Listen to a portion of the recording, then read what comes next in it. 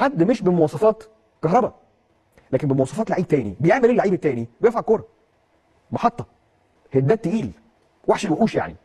فكان هذا الرجل اللي هنتفرج عليه على الشاشه. المعلومات زي ما هي ظاهره قدامك عن كيفن كارلوس، اللاعب الذي نشأ في هويسكا في اسبانيا، 23 سنه، سن مناسب جدا جدا. قعد في هويسكا كتير لحد ما خلص قطاع الناشئين وراح على الدوري السويسري علشان يكون هداف للدوري السويسري الموسم اللي فات، وكمان بيقولوا ان هو لسه مسجل امبارح في بدايه الموسم الجديد يعني.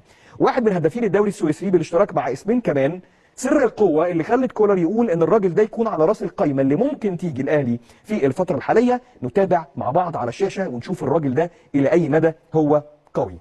اولا الشكل الطبيعي المعتاد ان الحاجات اللي شبه دي اجوان. قوي جدا مع اثنين، يعني لو عدنا دي بشويش هتلاقي العرضيه جايه، هو طالع وسط اثنين، الوضعيه مش سيئه ابدا بالنسبه للاثنين مدافعين. نلعبها بشويش لو نقدر، هتلاقي ان الكوره ملعوبه عرضيه، وبعدين ممكن نقف هنا هتلاقي ان